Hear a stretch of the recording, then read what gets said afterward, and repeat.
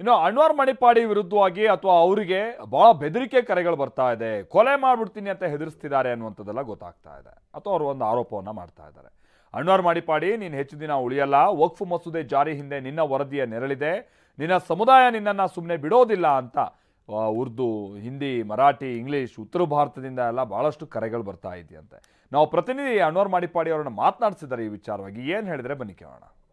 Phone ಮುಖಾಂತರ ಬೇರೆ ಬೇರೆ ಭಾಷೆಗಳಲ್ಲಿ, ನಾರ್ತ್ ಇಂಡಿಯನ್, ಉರ್ದು, ಹಿಂದಿಯಲ್ಲಿ, ಇನ್ನು ಮರಾಠಿಯಲ್ಲಿ ಕೂಡ ಬಂದಿತ್ತು, ಕನ್ನಡದಲ್ಲಿ, ಇಂಗ್ಲೀಷಲ್ಲಿ,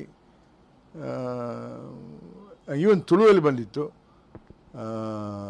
ಇಂಗ್ಲೀಷಲ್ಲಿ ಮಾತ್ರ ಒಬ್ಬ ಚೇಸ್ಟ್ ಇಂಗ್ಲೀಷಲ್ಲಿ, ಇಂಡಿಯನ್ ಇಂಗ್ಲೀಷ್ ಅಂತಲ್ಲ, ಅದನ್ನು ಒಂದು ಬ್ರಿಟಿಷ್ ಇಂಗ್ಲೀಷ್ ಅದರಲ್ಲಿ ಮಾತಾಡಿದ ಒಬ್ಬ. ಹಾಗೆ ಕಾಲ್ ಬಂದಾಗ ಅದನ್ನು ರೆಕಾರ್ಡ್ ಮಾಡಲಿಕ್ಕಾಗೋದಿಲ್ಲ. ಫೋನ್ ಮಾಡಿದ್ರೆ ಇದೆ ಸಿಗ್ತಾ ಇಲ್ಲ ಅದು ಯಾವುದು ಅಂತೇಳಿ. ಅಂದರೆ ಯಾವ ಥರ ಇಂಟರ್ನೆಟ್ ಕರೆಗಳ ಹೇಗೆ? ಹೌದು, ಇಂಟರ್ನೆಟ್ ಕರೆಗಳದು. ಯಾವ ದೇಶದಿಂದ ಬರ್ತದೆ ಏನು ಗೊತ್ತಾಗ್ತಾ ಇಲ್ಲ.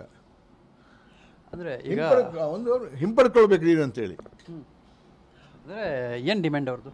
ಏನು ನೀನು ಪ್ರೆಷರಲ್ಲಿ ಮಾಡಿದ್ದದು ಹಿಂಪಡ್ಕೊಳ್ಬೇಕು ನೀನು ಅಂತ.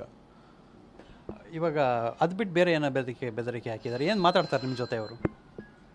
ಯಾವ ಧೈರ್ಯದಲ್ಲಿ ನೀನು ಮಾಡ್ತಾ ಇದ್ದೆ ನೀನು ಅಂತೇಳಿ, ನಮ್ಮನ್ನು ಎದುರಾಕೊಂಡು ಮಾಡಲಿಕ್ಕೆ ಸಾಧ್ಯ ನಿಮಗೆ ಅಂತೇಳಿ. ಭಾಳ ಸಂತೋಷ ಆಗಿತ್ತು. ಕಡೆಗೂ ನನ್ನ ರಿಪೋರ್ಟಿಗೊಂಡು ಮಣ್ಣನ್ನು ಸಿಗ್ತಲ್ಲ ಅಂತೇಳಿ ಭಾಳ ಸಂತೋಷ ಆಗಿತ್ತು. ಅದೇನು ಸುಳ್ಳು ಪ್ರಸ್ತಾವನೆಯಲ್ಲ. ಕೇಂದ್ರ ಸರ್ಕಾರ ಒಂದು ಒಳ್ಳೆ ಆಫೀಸರ್ ತಂಡ CBIಯಿಂದ ಕಳಿಸಿದರೆ 2 ದಿನಗಳಲ್ಲಿ ಗುಲ್ಬರ್ಗ ಅದು ಕಳಿಸಿಬಿಡುತ್ತೆ, ಅದರ ಮುಖವಾಡ ಕಳಿಸಿಬಿಡುತ್ತೆ, ಗೊತ್ತಾಗುತ್ತೆ ಅವ್ರು ಎಷ್ಟರ ಮಟ್ಟಿಗೆ ಅದರಿಂದ. ಅವರೆಲ್ಲ ಭಾಳಷ್ಟು ಬಂದಿದ್ದಾರೆ, ಧರ್ಮ್ ಸಿಂಗ್ ಅವರೆಲ್ಲ ಅಲ್ಲಿ ಭಾಳ ದೊಡ್ಡ ದೊಡ್ಡ ಲೀಡರ್ಗಳೆಲ್ಲ ಬೇನಾಮಿ ಹೆಸರುಗಳಲ್ಲಿ ಪಡ್ಕೊಂಡಿದ್ದಾರೆ. ಕಳೆದ 10-15 ವರ್ಷದಿಂದ ರಿಟರ್ನ್ಸ್, ದುಡ್ಡು ಎಲ್ಲಿಗೆ ಹೋಗ್ತದೆ, ಯಾವ ಅಕೌಂಟಿಗೆ ಹೋಗ್ತದೆ, ಯಾರ ಅಕೌಂಟ್ ಅದು, ಇದು ಇನ್ವೆಸ್ಟ್ಮೆಂಟ್ ಮಾಡಿ ಆಟೋಮ್ಯಾಟಿಕ್ ಬಂದೇ ಬರುತ್ತೆ, ಹೊರಗೆ ಬಂದೇ ಬರುತ್ತೆ. ಭಾಳ ಸರಿಯಾಗಿತ್ತು. ಭಾಳ ಸ್ವಲ್ಪ ತೊಂದರೆ ಆಗ್ಬೋದಿತ್ತು ಅಂತ ತಿಳ್ಕೊಂಡಿದ್ದೀವಿ ನಾವು.